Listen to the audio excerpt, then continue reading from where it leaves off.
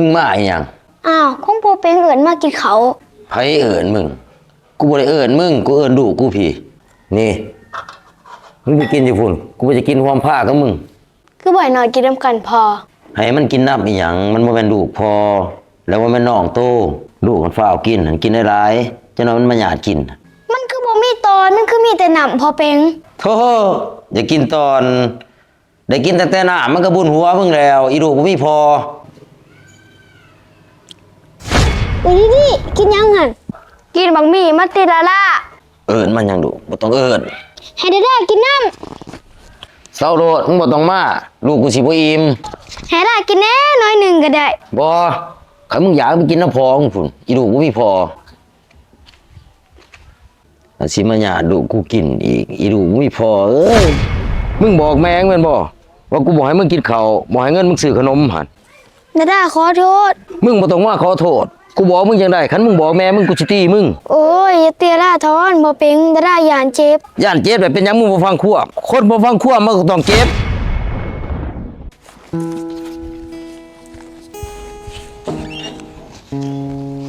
ไอ้เป้งเงินเอาไว้ให้เด็กน้อยซื้อขนมค่อยจะไปขายเครื่องในตลาดก่อนซื้อยาสูบก็เอาขาวมาให้เด้อเออ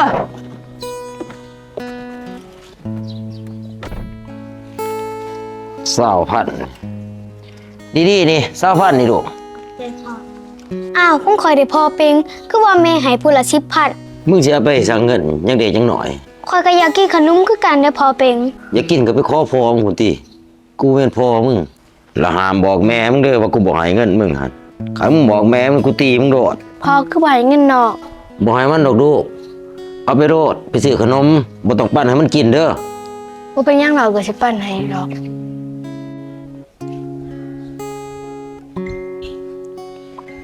ดีๆมากินข้าวลูก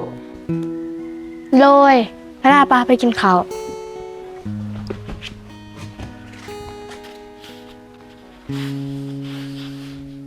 มึงมาอีหยังอ้าวคงโปเป็นเอิญมากินเขาไผเอิญมึงกูบ่ได้เอิญมึงกูเอิญดูกูพี่นี่มึงไปกินอยู่พุ่นกูจะกินความผ้ากับมึงคือบ่อยหน่อยกินน้ำกันพอให้มันกินน้ำอีหยังมันบ่แม่นลูกพอแล้วว่าแม่นน้องโตลูกมันฟ้าวกินหันกินได้หลายจังนั้นมันมาหยาดกินมันคือบ่มีตอนมันคือมีแต่หนำพอเป็นโธ่อย่ากินตอนได้กินแต่หน้ามันก็บุญหัวมึงแล้วอีลูกบ่มีพอ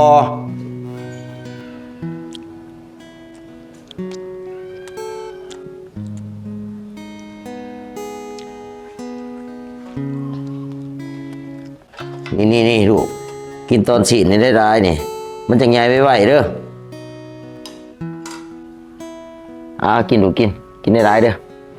เดี๋ยวนี้มื้อแดงพอสิพาไปขี่สไลเดอร์ส่วนลาไปนำแล้วพอสิส่วนไปหยังมันเปลืองไปแต่เจ้าหั่นแหละดิกินยังหั่นกินบักหมี่มาติลาล่าเอิญมันยังดูบ่ต้องเอิญให้ดากินน้ำเศร้าโลดมึงบ่ต้องมาลูกกูสิบ่อิ่มให้ดากินแน่น้อยหนึ่งก็ได้บ่คันมึงอยากไปกินน้ำพอมึงพุ่นอีลูกบ่มีพอสิมาหยาดลูกกูกินอีกอีลูกบ่มีพอเอ้ยไว้โทรมาอะโหลไอ้เป่งบ่ลูกกินข้าวแล้วบ่ดีๆด้าหั่นโอ้ยจะบ่ต้องเป็นห่วงน้ำเขาดอกโดยเฉพาะซาลาล่ากินแท้กินถึงมื้อนี้ค่อยสิมื้อค่ำแน่เด้อค่อยเอามาเวียงโอเคอย่าสูลืมซื้อเหล้าขาวก็จะสูบมาค่อยเด้อล่ะมึงบ่ต้องบอกแม่มึงเด้อว่ากูบ่ให้กินบักหมี่หั่นโดยคันแม่มึงบอกนี่มึงเก็บโดดแม่พอเป็นแล้วเป็นหยังแล้วคือสั่งลูกเว้าไป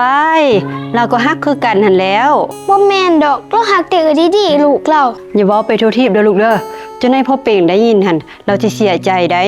ลูกคิดฮอดพอตอยเด้คันพอตอยบ่ตายลูกก็สิมีความสุขกว่านี้โอ้ยพ่อตอยเราไปดีแล้วลูกเอ้ยพ่อเป่งเราก็ฮักเจ้าคือกันหั่นแล้วบ่แม่นดอกเราฮักแต่ดีๆลูกเราหั่นแหละลูกอย่าคิดแนวนั้นติลูกมันบ่ดีใดจักแหละ แม่ให้เงินซื้อขนมแต่ละมื้อพ่อเป้งก็ให้แต่กะทิติบ่ให้ลูกยามกินข้าวก็ให้ลูกกินตางบ่มีหัวตอนมีแต่น้ำแม่อยู่ตลาดแม่สิฮู้อีสัง บ่แม่นติเบิ่งแม่สิไปเว้าน้ำลาวดอก อย่าเว้าได้แม่คันเราฮู้ว่าลูกฟ้องแม่เราสิตีลูก โอ้ยบ่มีไผกล้าตีลูกดอกคันแม่อยู่นี่ จักแหละลูกอยากเราตี โอ้ยเราบ่ตีดอก ไอ้เป็งค่อยมีเรื่องอยากลมนำ เรื่องอีหยัง ดาด้าว่าเจ้าหันบ่ให้เงินกินขนมยามกินข้าวก็ให้กินตั้งกินกับบ่อิ่ม โอ้ยตัวเอ้ยจะเสื้อสมบ่ลูกเจ้าแต่ละมื้อหันกินจนอิ่มจนเต็ม กินพอจะหากออก เงินคำคือการจะให้ค่าขนมมื้อหนึง20,000นะดีๆเขาให้5,000ดาราเขาให้15,000พุ่นน่ะแต่ละมื้อซ้ำบ่พอมันอยากกินน้ำเบื่ออีกนะพอเราบ่อยากเว้า จักแล้วดาด้าว่าเจ้าหันบ่ฮักเพิ่นฮักแต่เอ้ยดี โอ้ยเฮ้ยข่อยก็ฮักคือกันนั่นแหล้วลูกเจ้าก็คือลูกข่อยนั่นแหละ ๆถ้าซั่นเป็นหยังนอนดาด้าเพิ่นจังว่าแนวนั้น ลาล่าอันเพิ่นมักเว้าไปเลย แล้วก็มักตีเอื้อยนะจะบอกเพิ่นให้เด้อ ค่อยสิบอกเพิ่นให้ดอก มึงเด้ออีลาล่านี่มึงบ่เจ็บมื้อใดมึงสิเจ็บมื้อนี้นี่แหละอีลาล่า แม่นยังพ่อเป้ง มึงบอกแม่งแม่นบ่ว่ากูบ่ให้มึงกินข้าวบ่ให้เงินมึงซื้อขนมหั่น ดาขอโทษ มึงบ่ต้องมาขอโทษกูบอกมึงจังได๋คันมึงบอกแม่มึงกูสิตีมึง โอ้ยอย่าเตียล่าทอนพ่อเป้งดาย่านเจ็บ ย่านเจ็บแบบเป็นหยังมึงบ่ฟังควบคนบ่ฟังควบมันก็ต้องเจ็บ ห้วยเป็งสิตีมันหยังเด็กน้อยน่ะ ตีนั่นแหละมันบ่ฟังควบ โอ้ยบ่ฟังความก็บอกสอนเอาอีโตนมันพ่อมันก็บ่มี กูนี่ก็ซ้ำพอมันนั่นแหละพ่อหน้าคือพ่อคิงกูสิสั่งสอนลูกกูมึงบ่ต้องมาวน ห้วยมันบ่ได้เด็กยังน้อยๆอยู่สิไปตีมันจังได ตีกูอยากตีเรื่องของครอบครัวกูมึงหนีโลดเฮ้ยขอในทีเงินจะไปกินเบียร์กับหมูนี่ เอาอีกแหละสมาสิไปอยู่คู่มือคู่เว้นไอ้เป็ง เออผู้ชายมันก็มีสังคมแน่แล้วเอามา เอาเท่าใด300,000ได้บ่ บ้าบ่ตู300,000ที่ซื้ออีจังไดเพราะแต่อายหมู่ที่สำคัญเอามาโลดล้านหนึงหั่น โอ้ยไอ้เป็งเอ้ยเจ้าก็จะโพดหลายติวะเจ้าลงไปอยู่คู่มือคู่เว้นค่อยสิเอาเงินไสมาให้เจ้าจักกะเดียจักกะดอเวียกงานเจ้าก็บ่เฮ็ดถ้ากินแต่น้ำค่อยสิตายติแนวนี้ โอ้จะว่าเขามาขอจะกินบ่เดี๋ยวนี้ ก็บ่ว่า ที่เขาบ่ไปเฮ็ดเวียกเฮ็ดงานเขาก็เฮ็ดเพื่อเจ้าหั่นแหละเบิ่งลูกเบิ่งเต้าให้เจ้าหั่นยามจะไปขายเครื่องขายของอยู่ตลาดนั่นไผเบิ่งลูกให้เจ้าเขาบ่เป็นข่อยนี่ แต่ว่าเจ้าไปคู่มือค่อยก็บ่ไหวได้ไอ้เป็ง นะมื้อหน้าจังว่ากันเอามาก่อน โอ้ยเนาะเจ้าก็ได้โอนแล้วเด้อ เบิ่งลูกเบิ่งเต้าเด้อยานบ่กินข้าวอีดีๆหั่น จะได้ตัว จังได๋จ้อยมีเวียกบ่ โอ้ยมีเวียกสิล่มน้ำน้อยหนึงแต่ว่าบ่แม่นเรื่องเฮาดอกเรื่องพวกโตหั่นแหละ เรื่องอีสังซะมาเว้าเป็นตาตกใจแท้ เรื่องลูกเรื่องผัวโตหั่นติโตหูอยู่บ่หมอเป็งนั่นมักตีอีดาดาอันหูอยู่บ่ บ่ติไอ้เป่งเราบ่แม่นสิคนแนวนั้น ห่วยเสือร้ายก็บ่ได้ได้ลูกผัวหั่นเบิ่งขึ้นได้ตูข้าวน้ำท่ามป้าคือกัน แต่ละมื้ออีดาดาอันว่าบ่ได้กินข้าวมีแต่ไปกินอยู่เฮือนเฮาได้อีดาดาอันแต่ละมื้อน่ะ จอยโตอย่าสุปากเป็นไรนะสิไปกินอยู่เฮือนโตจังได๋ข้าวน้ำซ้ำปลาเฮาก็เก็บไว้ให้ลูกให้เต้าอยู่แต่ละมื้อหั่นไอ้เป่งหัวเฮาหั่นเราเป็นคนดี เราฮักลูกฮักเต้าเราฮักลูกเฮาซ้ำลูกเราเองเราหันบ่สิเฮ็ดแนวนั้น โตหันบ่มีเวียกมีงาน ตั้งหาเรื่องให้ผัวให้เมียเขาผิดกันเนาะโตเนาะโตหันตั้งซั่วเด้อ ห่วยโตเฮาหวังดีได้เฮาจังมาบอกโตนี่สิมาด่าเฮาจะได้ เฮาบ่ต้องการดอกหวังดีแนวนี้หั่นหวังดีประสงค์หาย เอ้าคันโตเสือผัวโตก็สุดเฮาสิบ่วนน้ำดอก คันเฮาบ่เชื่อผัวเฮาสิเชื่อไผบ่มีเวียบ่มีงานมายั่วให้ผัวเมียเขาผิดกัน จะมิซะซั่ว ไอ้โทรมาอะโลจะได้เชียวใหญ่ห่วยไปจวดแถวได้เว้ยโอ้หานปิงแบ่บ่โอเคหาเงินคนตีบาทนี่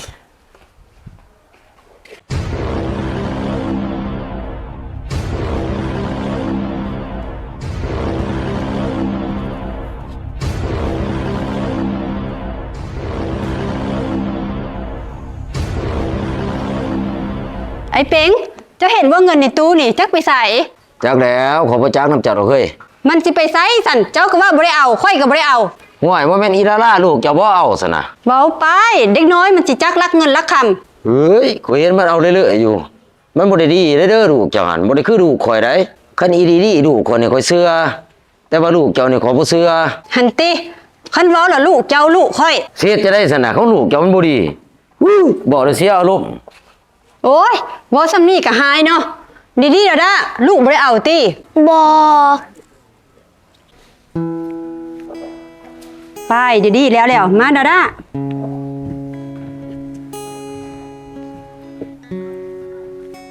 ตายเบิ่งหุ่นดาด้าขี้ฝุ่นเต็มเสื้ออีสังเม็ดตบเบาๆหนึง ลูกเจ็บแผล แผ่อีสังเบิ่งมันแผ่อีสังนี่จะมาแดงมาลายหมดลูกไปเฮ็ดหยังมานี่ พ่อเป็งตี เว้าไปบ่แม่นลูกเล่นล้มบ่ บ่พ่อเป็งตีลูกทุกมือแม่ ตายแม่นบ่ดี โดย ไปลูกพากันไปเล่นไปตายได้ยินแต่ให้บ้านให้เมืองเว้าให้ฟังค่อยลดบ่เสื้อไอ้เป้งแม่นอีหยังเฮ้ย มานั่งนี่ค่อยมีเรื่องสิเว้านำ สิเว้าอีหยังเฮ้ย เจ้าตีดาด้าบ่ต้นโตนแดงหมดลายหมด ไปเอาออกมาแต่ไสอีกแหละ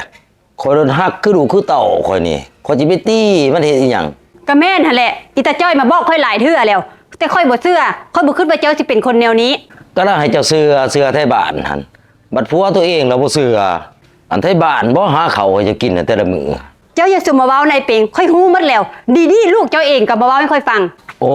ยเด็กหน่อยมันสิจักอีหยังมันก็บอกไปเลยนั่นแหละ เจ้าอย่ามาแถ่ในเปงเข้าน้ำทามป่าคือกันยามค่อยบ่อยู่บ่ให้ลูกค่อยกิน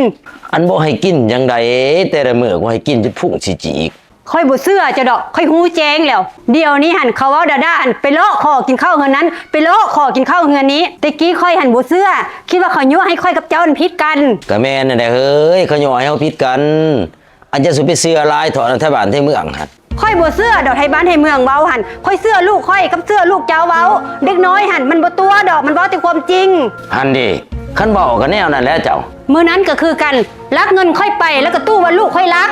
ก็ลูกเจ้ารัก เจ้าสุมาแท่ในเป๋งค่อยฮู้หมดแล้วค่อยฮู้ว่าเจ้าเอาเงินไปจ่ายอยู่ใส่ไปซื้ออยู่ใส่พุ่นเจ้านี่บ่ดีเด้อบ่คูณแล้วยังขวงอีก ห่วยมันแห้งเกินไปได้แล้วเจ้าเว้านี่คันจะจังบอกได้นี่ข่อยสิอยู่นำเจ้าบ่ได้เด้อคันข่อยป้าจะได้จะสิว่าข่อยโหดเด้อ ค่อยบ่ท่าจะป้าดอกค่อยสิป้าเจ้าเองคันจะเป็นแนวนี้หั่นตอนมาขออยู่นำหั่นนะเว้าดีสิมาอาสาเลี้ยงลูกเลี้ยงเต้าซอยค่อยบัดมาอยู่นำกันแล้วข่มเหงลูกค่อยบัดค่อยหั่นนะฮักซ้ำกันลูกเจ้ากับลูกค่อยหั่นมีหยังก็ให้กินซ้ำกัน เสื้อผ้าอาภรณ์ขนอกขนมหั่นคำผู้หนึงใดก็ต้องได้นำกันบัดเจ้าแล้วมาแย่งลูกเจ้าลูกค่อย มันก็ธรรมดาแล้วคนเฮามันก็ต้องฮักลูกตัวเองหลายกว่า เรื่องฮักหลายกลัวค่อยก็บ่ว่าดอกแต่ว่าอย่าจะลำเอียงหลายเกินไป คือค่อยหันลูกค่อยได้หยังลูกเจ้าก็ต้องได้คือกันค่อยบ่เคยลำเอียง เงินคำกำแก้วก็ค่อยเป็นผู้หาค่อยอาศัยให้เจ้ามาเบิ่งลูกซ้อยเจ้าผัดมาข่มเหงลูกค่อย นะเทื่อหน้าสิบ่เฮ็ดดอก เศร้าบ่มีดอกเท่าหน้าหันซ้ำนี่ค่อยก็อิ่มแห้งแล้ว มันดีพอตายแล้วค่อยบ่แจ้งตำรวจมาจับพ่อเจ้าหัน โอ้ยก็สิเฮ็ดกันปานนั้นพุ่นบ่เฮ้ยข่อยขอโทษเนาะดีกันเนาะ บ่นี่เลอะลูกไผก็ฮักเจ้ามาเฮ็ดกับลูกค่อยแบบนี้ค่อยฮับบ่ได้ ฮับบ่ได้แล้วสิเฮ็ดจังไดเฮ้ยเฮาผัวเมียกันแต่ว่า หนีบ่ได้สะออนผัวหันค่อยเตะเอายามใดก็ได้บ่ท่าแต่เจ้าดอกหาล้อของเจ้าอีกก็ได้ นะเฮ้ยข่อยขอโทษเด้อเด้คันให้ข่อยนี้ข่อยสิไปอยู่ไส สุดเจ้าแล้วปัญหาของเจ้าบ่มีปัญหาของค่อย โอ้ยเจ้าก็อยากสิใจแดใจดำได้ ก็ยังวันนี้ โอ้ยเนาะ คนอีสังแยกลูกเพิ่นลูกโตอยู่นำกันบ่ได้ดอกแนวนี้ บ่ต้องมาเว้าหันเครื่องจะหันไปลงตายอยู่หันแหละเจ้าหัน ห่วยเงินหามาเมียนใส่แต่ว่า บ่นาไอ้เป็งก็มานะไอ้เป็งโอ๊ยเจ้ากับพ่อ สิโพดหาอีหยังสิแพงเมียนเฮ็ดหยังเอาไปเร็ว และเฮือนหันมันแม่นไผอยู่เดี๋ยวนี้หัน สิไผอยู่ก็ข่อยก็เซากุ้งนี่แหละอยู่ โธ่คักเนาะป้ากันแล้วบ่แฮงยังจะให้ค่อยเนี่ยบ่ไปนำใจนี่ให้อยู่ นะจะน้อยอายออกไปหาน่ะโอ้ยก็หักเลยเนาะคันบ่หักสิวนสิว่ายน้ำสบโอ้ยสิโอนยังวะเงินจะน้อยอายออกไปอายก็สิเอาให้แต่ว่าโอเคจะน้อยอายออกไปตัวมานี่เบิ่ง แม่นหยังไอ้เป็ง เอาเงินมาให้ในเบิ่งหันจัก3ล้าน อ้าวเจ้าจะเอาไปเฮ็ดหยังไอ้เป่งเมื่อก่อนเจ้าก็เอาไปละ4 ล้าน สิออกไปหาหมู่นี่อย่าสิเว้าหลายเรื่องนะ โอ้ยเรื่องหมู่เรื่องคู่เจ้าก็ลดลงแน่เฮ้ยเงินค่าบ่แม่นเฮาสิหาได้หลวงได้หลายใด อันอย่าสิหลายเรื่องหลายหน้าข่อยนัดกับหมู่ข่อยมีอันเบิดอะเจ้าเสียให้ข่อยเสียหน้าบ่เดี๋ยวนี้ เอาซ้ำ500,000ก็พอแล้วเนาะไอ้เป่งเนาะ ห่วย500,000มันสิไปพ่ออีหยังบอกให้เอามาก็เอามาที่ว่ามีเงินก็กินกระจายแน่เนี่ยตายไปสิได้กินได้ยำไม่ยังข่อยบ่มักไหนตายไปแล้วมาขอหัวโลกหั่นเอาเลิกกินเด้อหั่นข่อยอยากตอนนี้ข่อยก็ต้องกินตอนนี้ตอนที่ข่อยยังกินได้นี่ จะเว้าก็แม่นอยู่แต่ว่าอยากให้ประหยัดแน่แหละไอ้เป่งเงินคำมิ่งหายากบัดเจ็บบัดเป็นมาหั่นเด้สิเอาเงินไสมาปัวกัน ห่วยสุไลเรื่องไรเล่านะไปเอามา โอ้ยไอ้เป่ง ก็ยังว่าไปเอามา เป็นจังไดไอ้เปงได้อีบ่เงินมาใหม่ข่อย ก็ได้แล้ว ได้ก็มาตี้ เดี๋ยวเงินเดี๋ยวครับอย่างนี่เด้ เท่าไหร่นี่ ก็ซ้ำน้องคอแล้วขึ้นเบิดแล้วบอกง่ายเด้อบ่ยากหรอกเรื่องเงิน โดยอ้ายโอ้ยก็เลยเสียดายเจ้าเด้อ้ายเอ้ย เสียดายหยัง เสียดายจะเป็นผัวเขาก่อนเฮาน่าสิเห็นกันไว้กว่านี้ อ้าวเดี๋ยวนี้น้องก็เป็นเมียอายอยู่แต่ว่า ก็เป็นอยู่เป็นเมียน้อยข่อยอยากเป็นเมียใหญ่นะเดี๋ยวนี้ สิเป็นเมียใหญ่ได้จังไดเมียใหญ่อายหันเราเป็นผู้หาเงินให้อายใส่ได้คันปลาเราไผสิหาเงินให้อายใส่และอายสิเอาเงินใส่มาให้น้องใส่ และเสียจังไดนี่ ก็ร้อยกินร้อยแสบอยู่จังซี่แหละกุ้งเอ้ยมักคนมีผัวมันก็ยากจังซี่แหละ ฮู้ยากเนาะไอ้เปงเนาะ ว้ายไปจะได้มาจะได้กี่เปงนั่งก่อนมาหาเจ้านี่แล้ว มีเวียกบ่หรือว่าจะได้ โอ้ยว่าอยากมายืมเงินนี่แล้ว เรื่องยืมมันบ่ยากดอก มีแนวครับอยู่บ่ล่ะ ก็มีแต่ใบตะดินนี่แหละเสียจอยเบิ่ง กวดบางที แล้วสิยืมจักล้าน เอาซ้ำ200ติ 200 ล้าน ดอกเบี้ย20%ได้ 20%ต่อปีบ่ บ่แล้ว20%ต่อปีก็สิกินอีสัง20%ต่อเดือน โอ้คือหนักแท้ นักก็บ่เอาผมบ่ได้เดือดร้อนเด้ โอ้ยเอาแหล้วหัวหน้าสุฟ้าวใจน้อยหลาย คันเอาก็ถือไว้ขึ้นไปเอาหางสัญญา ผู้ละครึ่งได้ไอ้เปงได น่าอ้ายก็สิให้เจ้าเบิดนั่นแหละบ่ครึ่งบ่เค็งหรอก บัดนี้เด้ไอ้เปงไผสิหาใส่ กระป้าสตูมีอ้ายนี่ใส่คันเพิ่นบ่ใส่กระป้าเขายึดสิงึดอีหยัง เจ้านี่ก็ซัวพอแล้วหน่อยเปงเนาะ โอ้ยก็พ่อๆกันกับเจ้าหั่นแหละ เอานี่เอกสารนี่ อ่านเบิ่งคันอันนี้แหละก็เส้น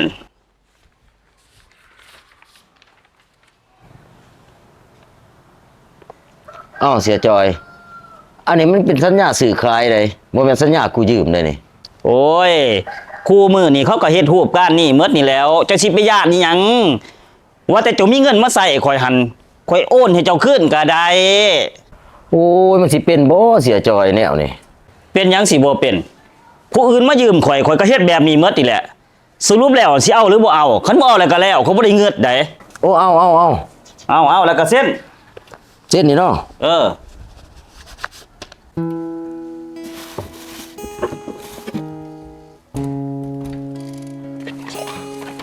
มันไปไสใบตะดิน ไอ้เป๋งจะเห็นใบตะดินบ่ค่อยเสียไปเสียภาษีนี่ในบ้านให้เอาไปเสีย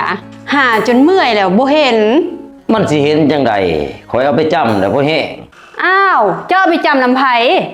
ก็จำน้ำเสียจอยสิวิไลดิ เจ้าเอาไปจำเฮ็ดหยังเฮือนเฮาก็คือบ่เดือดร้อนอีสัง ข่อยจำมาให้เซากุ้งอยากเปิดร้านเสริมสวย อ้าวไอ้เป๋งเจ้ายังพันเศร้าบ่กับเต่ากุ้งหั่น และเป็นหยังบ่ต้องเศร้าเซากุ้งกับเมียข่อยคือกัน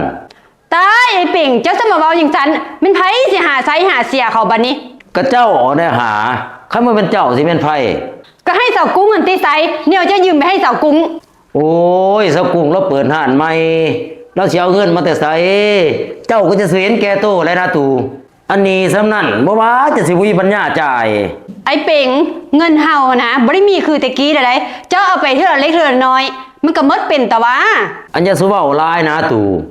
อันมันบ่พอสิถูกยอดดอกเงินสำนั้นหั่น โอ้ยค่อยเมื่อยนำเจ้าเด้ไอ้เป๋งเอ้ย โอ้ยมื้อนี้ลินมีแต่เสียกับเสียไผมื้อนี้โพดอะได้ปีดเบิดโตเด้อนี่ โอ้ยเศร้าบ่ดินดอก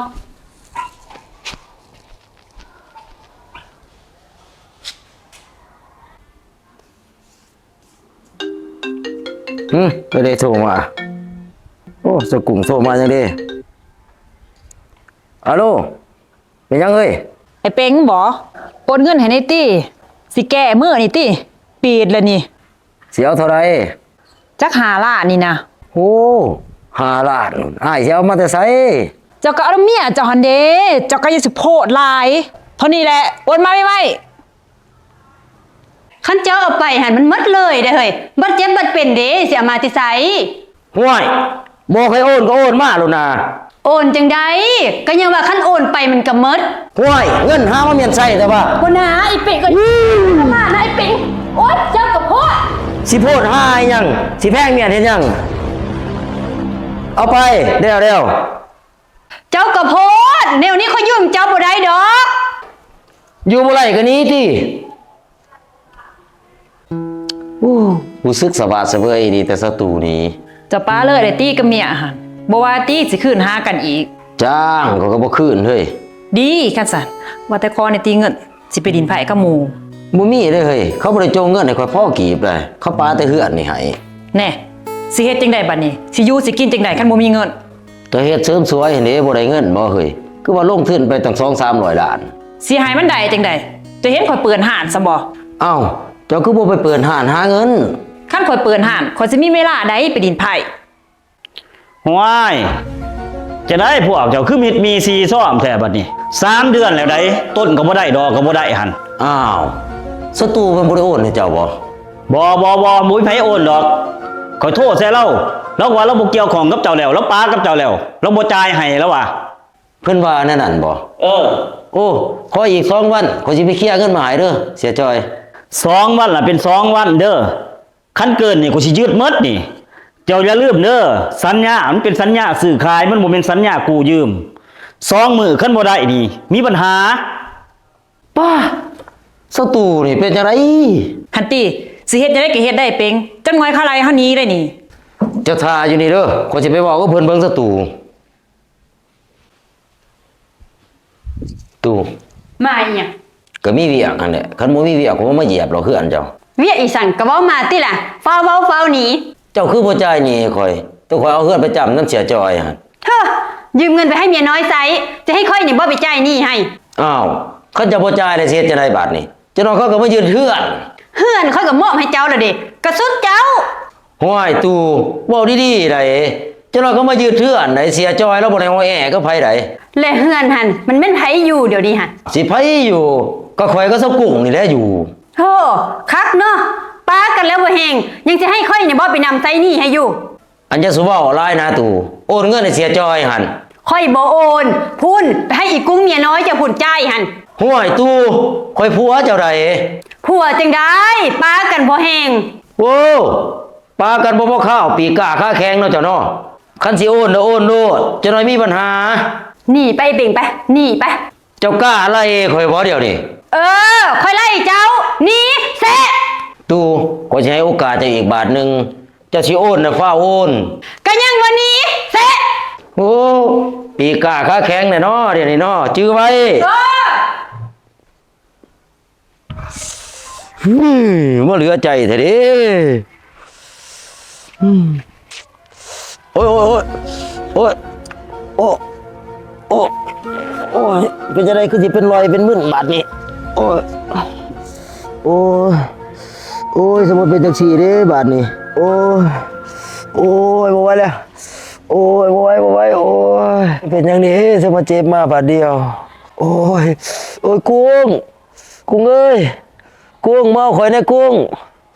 โอ้ยโอ้ยจะเป็นเวทเป็นกรรมเป็นหยังเด้ของข่อยเนาะยืนซื่อก็ว่าเป็นเปียกเป็นรอย เวรกรรมเจ้าอีสั่งก็เวรกรรมข่อยนี่ติอยู่ซื่อๆก็ได้ผัวพิการ โอ้ย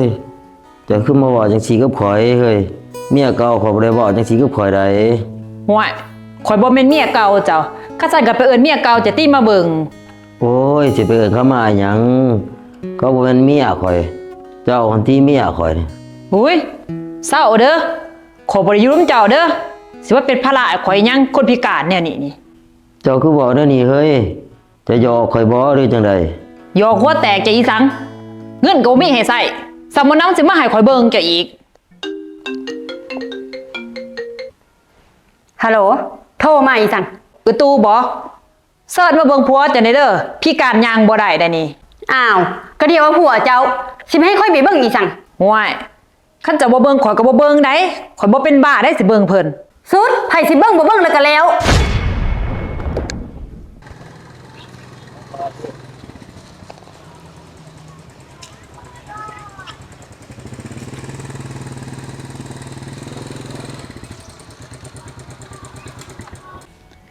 นี่แหละจะอยู่นี่เด้อบัดนี้เด้อ โอ้ยจะเอาข่อยมาถิ่มไปวัดไปว่าไอ้ดีบ่เฮ้ยเจ้าว่าอีต้นข่อยบ่ สิมาเว้าแล้วเจ้าได้บ่อีต้นข่อยบ่สิให้ข่อยนี่บ่ไปเบิ่งคนพิการคือเจ้าหั่น โอ้ยเจ้าก็จะสิใจแด่ใจดำหลายทีเฮ้ยเมียเก่าข่อยบ่ได้เป็นแนวนี้ได้ ก็ย่องข่อยบ่แม่นเมียเก่าเจ้านี่แหละข่อยอีกุ้งบ่แม่นอีตู โอ้ยเนาะกุ้งเอ้ย บ่ต้องมาเว้าหั่นเครื่องจะหั่นไปลงตายอยู่หั่นแหละเจ้าหั่น โอ้ยกุ้งจะต้องไม่เฮ็ดจังซี่ เฮ็ดจังซี่แล้วมันเป็นหยังตายอยู่หั่นแหละเจ้าหั่น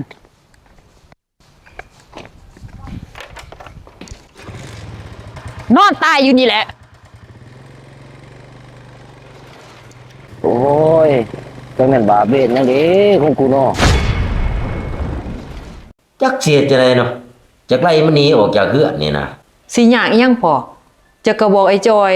ว่าสะปือนินเบาติ ก็หากแต่ว่ามันบ่ได้ดินได้พ่อก็สังเกตอยู่ ลินบ่ลินก็ว่าลินอยู่นะพอคงอยากให้มันหนีสิตายได้ก็บ่ตายจะไม่เห็นยากอยู่สิมาเข้าอยู่นี่ตายได้แล้วก็แล้ว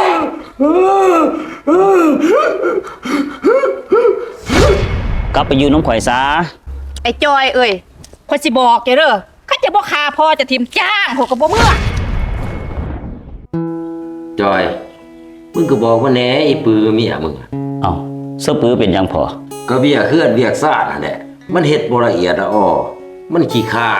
ก็คือว่าเราก็เฮ็ดอยู่เลยพอ นั่นเด้คันกูบอกแล้วเข้าข้างเมียมึงหั่นอันกูบอกมึงแต่ทีแรกพุ่นอย่าสู้เอาอีปือหั่นอีกุ้งหั่นงามกลัวรวยกลัวอันเป็นหยังมึงบ่เอา เอาของข่อยมักผู้นี้ข่อยก็เอาผู้นี้เลยเนาะเจ้าก็สร้างสิเว้า ว่าแต่มันไปใส่แหละก็บ่เห็นแต่งเขาแต่กินมาเด้ดิ เป๊ะเป๊ะ เป็นยังไงจอย คือเว้นแต่งกินมาอีพอ แม่นก็บ่เห็นแต่อยู่แต่กินมาปานนี้ กำลังแตงอยู่พอทาข้าวหนึง ฮันนี่มึงเฮ็ดหยังอยู่มึงว่าจะโง่นี่บ่ได้กินข้าวนี่ อีกข้าวเดียวพอ10 นาทีก็แล้วหรอก อีแห้งมึงเอ้ยใจมันจ้ามึงมัวใส่ใจซ่านอกก็เดียวกับงานนี่มึงก็เริ่มบักจอยเมียมึงหั่น ไปเฮ้ยฝ่ากไปเฮ็ดไป อีพอแล้วหิวแห้งแล้วหั่นเจ้าก็จักเป็นเฮ็ดอีสังอยู่เนาะ บ่แม่นว่าบอกเด้อจอยเด้อเมียมึงนี่แต่คัดหูคัดตากูอีดิพ่อปลากับปลาซะ โอ้ยสิปลาจะได้พอเอ้ยเจ้าก็ได้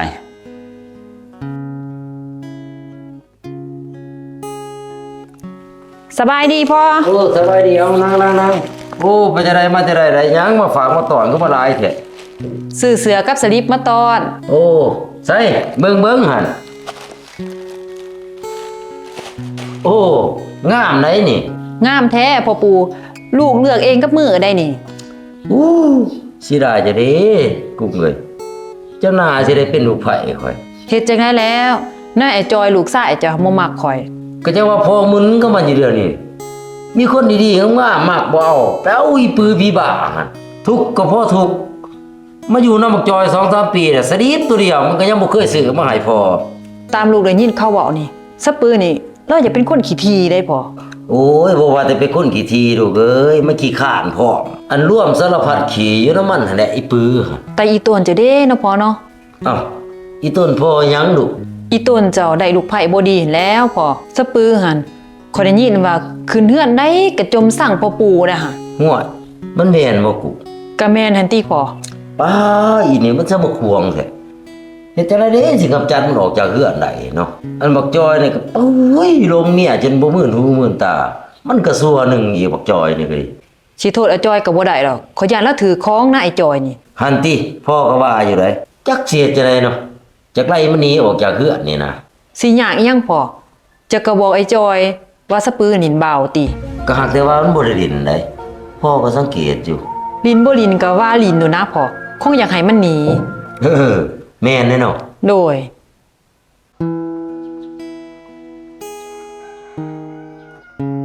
ไปดีอะจอย อ้าวจะได้กุ้งนางก่อนไปจะได้มาจะได้บ่เห็นหน้าเห็นตาดนแหละ มาหาเจ้านี่แล้ว มาหาอ้ายมีเวียกบ่ มีหั่นแหละจอยคนมีเรื่องสิบอกเจ้า เรื่องอีสัง เจ้าฮู้แล้วบ่เรื่องเมียอาจารย์เขาซากันเบิดบ้านเบิดเมือง เรื่องอีสัง เมียอาจารย์ลินบ่าวจะบ่ฮู้จะบอกเขาฮู้เบิดบ้านเบิดเมืองแล้วไอ้จอย อย่าสิหาเว้าโทษทีบนะกุ้งเรื่องแนวนี้มันบ่แม่นแนวใด คอยบ่ได้บอกตัวถีบได้ไอ้จอยเจ้าบ่เชื่อจะก็ไปถามพ่อจะดิพ่อเจะก็เห็นคือกัน เศร้านะกุ้งอย่าสิเว้าไปโทษทีบอ้ายบ่มักคันเจ้าสิเว้าจังซี่นี่อ้ายบ่เว้านํเด้อ บ่เชื่อก็จังเบิ่ง จอยมานี่เบิ่งพ่อสิบอกนะ ไม่หยังพอ มึงฮู้แล้วบ่เด้อเมียมึง เป็นหยังพอสะบือเป็นหยัง อันเมียมึงหั่นมันดินเบาเขาซากันเบิดถึงขุมเนื้อขุมไต เจ้าก็เชื่อเขาสมบ่พอสะปือเราสิไปใส่เราก็อยู่เฮือนอยู่ซ่านเฮานี่เราสิไปเฮ็ดแนวนั้นได้จังใดเจ้าอยู่เฮือนกับเราเจ้าก็เห็นแต่ว่า ก็ย้อนกูอยู่เฮือนอยู่ซ่านกับมันนี่แหละกูจังฮู้กูจังเห็น อันมึงหันไปเวียกไปงานมันสิฮู้จักอีหยังมันสิเห็นอีหยัง เจ้าเว้าแท้หรือเจ้าเว้าหยอกข่อยพอ หัวบักจอย กูบ่ได้เป็นเสียวมึงได้มันบ่แม่นเรื่องหยอกได้เรื่องนี่ ข่อยบ่ทันเชื่อไผดอกพอเมื่อกูสิเอิ้นเรามาถามก่อน ถามมันก็สิบอกมึงติอันมึงหันมักหน้างูเขาสวมเขาก็ยังบ่ฮู้อยู่ จังไดก็อย่าพอขอยสิถามสะปือก่อนเปิ้อเปิ้อออกมานี่เบิ่ง แม่นยังไอ้จอย มึงมานั่งนี่ มานั่งนี่ก่อนเถอะนั่งก่อนเถอะ มีเบียกบ่ไอ้จอย เจ้าบ่มีหยังอยากบอกข่อยบ่ บอกอีหยังไอ้จอย กูว่าอะไรนะสิไปถามมันบ่บอกว่าแตกมึงดอก บอกหยังพอเดียวนี่ เดี๋ยวนี้นี่อีพอแล้วว่าเจ้าหันดินผู้บ่าวไทบ้านไทเมืองเขาสากันคึบๆมันแม่นบ่ ป่วยพอจะไปเอามาแต่ไสจะซะมาหาเรื่องซะค่อย อันมึงสิมาเว้าเขาซากันบนบ้านบนเมืองมือนั้นมึงก็มาหากัน กูบ่อยากเจอซื่อๆยันมึงอาย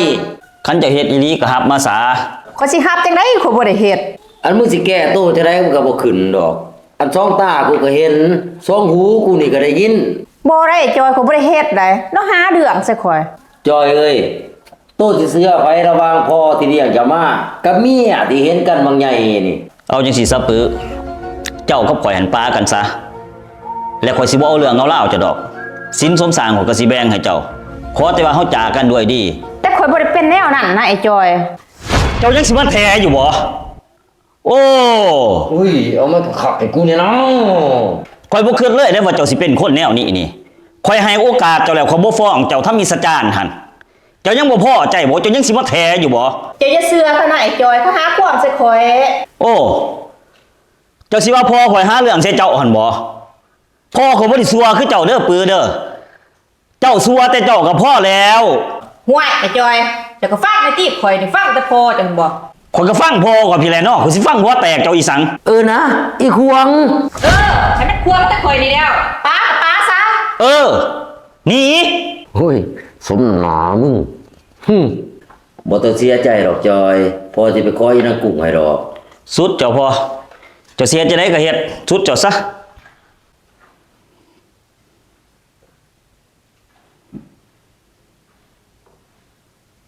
นางกุ้งบ่เฮียห้อยเด้บอกจอยอะไรมันนี้เด้อีปือก็มีแต่ว่าให้ลูกเกียมตู้โดดพอสิไปขอลูกให้บอกจอย โอเคลูกโอเคสมใจกูแล้วลูกไผ่กูนี่ดิเอาไรตั้งมุกตั้งใจได้พวกเจ้าเป็นผัวเป็นเมียกันเนี่ยมีหยังก็หากให้แพ้กันได้เบิ่งพ่อเบิ่งแม่ได้อพวกเจ้าเด้อ โดยพอ ดีเลยลูกเอ้ยว่าแต่มื้อนี้นี่พ่อจะกินมาเฟียเว้ยเฮ็ดมาเฟียให้พ่อกินได้เด้อกุ้งเด้อ โอ้ย่อมพอก็เฮ็ดบ่เป็นดอกพ่อแม่เขาบ่เคยใส่ให้เฮ็ดกิน โอ้บ่เป็นหยังลูกซื้อกินเอาก็ได้บ่อึดดอกหานเขาขาย เออ มื้ออื่นมันเสาร์เขาว่าสิส่วนพวกเจ้าขึ้นไปดินทั้งปากซอง ไปน้ำกันหมดนี่เนาะ โอ้ก็ดีเลยพ่อบ่ได้ไปปักซองครึ่งเด้อพ่ออยากไปตาดฟ้าน บ่ได้ได้จอย มื้ออื่นเฮาไปแต่2คนเฮาหันแล้ว อ้าวเป็นหยังคือบ่เอาอีพอไปน้ำ กลัวใหม่เมียใหม่ข่อยก็อยากไปแต่2คนเฮานี่แล้ว โอ้ยบ่เป็นหยังไปแต่พวกเจ้าสองคนก็ได้พ่อก็ไปสีไม่เมื่อยแน่บ่อยากไปปานใด หันดิเราบ่แม่นสิอยากไป ไปแต่พวกลูกสองคนนั่นแหละ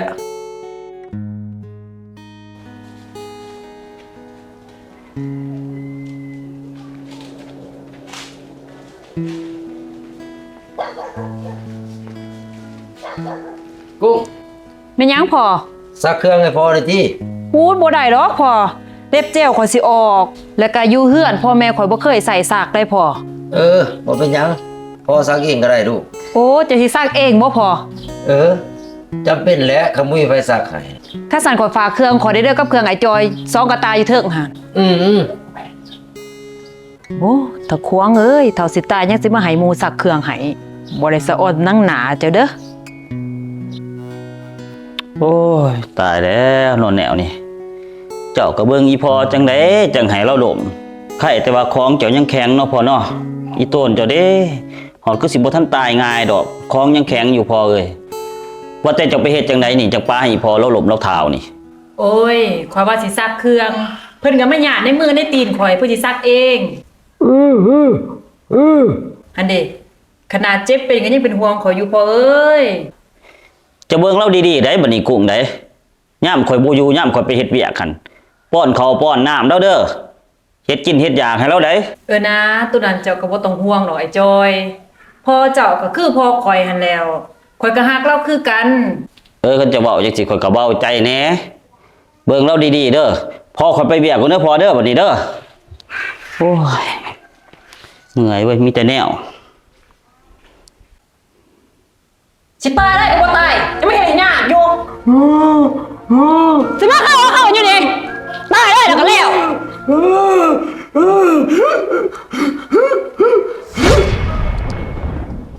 ตู้เอ้ยข่อยจะเจ็บประสาทเดี๋ยวนี้นี่ เจ็บประสาทอีสัง เจ็บน้ำพอปู่ข่อยนั่นติสิตายก็บ่ตายยังไม่ให้หน้าข่อยอยู่ อ้าวบ่มีไผเบิ่งเปลี่ยนซะบ่กุ้ง บ่ก็มีแต่ข่อยนี่ติข่อยนี่ซ้ำขี้ขาบ่จักเมียนขี้เมียนเหี่ยวข่อยได้ขี้เดียดคันบ่เฮ็ดก็ย่านหัวหายคันแนวนี้ข่อยสิอยู่นำไอ้จ้อยได้เฮิงปานใดแล้ว โอ้ยก็อดเอาหั่นแล้วจักเฮ็ดจังใดมันได้เป็นผัวเป็นเมียกันละเด้ ข่อยเว้าความซื่อแล้วตู่คันพ่อปู่ข่อยตายหั่นข่อยคือสิมีความสุข หาเว้าไปทั่วทีบได้เจ้าก็ได้ ไกลลีหั่นได้ตู่ข่อยอยากให้เราตายคันเราตายข่อยคือสิมีความสุขกับไอ้จ้อย เอ้าไปไสหมดอ่ะก็ปลาอีพออยู่ผู้เดียวบัดนี้โอ้ยเนาะกินข้าวแล้วบ่พอเขาป้อนข้าวแล้วบ่ห่วยมันเป็นจังได๋สกุงคือบ่หาข้าวหาน้ำให้พอกุ้งเอ้ย แม่นย่างไอ้จ้อย เจ้าบ่ทันป้อนข้าวอีพอบ่ ยัง บ่ได้ป้อนบางเพศนี่ติ แต่เช้าพุ่น อ้าวเจ้าคือบ่ป้อนเราของกินของอยากข่อยก็ซื้อมาให้แล้วเด้ เจ้าอย่ามาขึ้นเสียงกับข่อยได้ไอ้จ้อยข่อยบ่เป็นขี้ขาเจ้าได อ้าวเจ้าคือเว้าแนวนั้นกุเจ้าเป็นลูกไผ่เจ้าก็เบิ่งแย่งพ่อปู่แต่ว่า อุ้ยสะอ่อนติแต่พ่อแม่ข่อยยังบ่ได้เบิ่งข่อยสิเบิ่งเรื่องหน้าเพิ่นอีซ้ำ เจ้าเว้าแนวนี้หมายความว่าจังได๋บักกุ เจ้ายังบ่เข้าใจบ่ไอ้จอยข่อยเบื่อข่อยนายขอครัวเจ้านี่ เจ้าเบื่อเจ้านายแล้วเจ้ามาอยู่น้ำขอบน้ำขัวข่อยเฮ็ดหยัง ข่อยก็คิดว่ามันสิดีให้สิคิดว่ามันสิเน่าแนวนี้ อืมเจ้าคือเป็นคนแนวนี้อีบัดนี้เสียแห้งที่พอเราหักเจ้า เฮ้ยสิเว้าพ่อจะก็บ่ได้ดีพ่อปานใดหรอกเจ้าฮู้บ่ตะปื้อเมียเก่าจ้ะบ่ได้ดินสู้พ่อเจ้าก็ข่อยนี่แหละวางแผนใส่หายอย่าได้แล้วหนี แม่นบ่พอจะเป็นเจ้าสัวเนาะ สิเว้าคันข่อยซัวพ่อเจ้าก็ซัวคือกันแหละสิเว้าหลายป้าอาซาเจ้าก็ข่อยหั่น เออโอ้ยพ่อเอ้ยเจ้าก็สร้างสิไปเป็นน้ำเขาเนาะ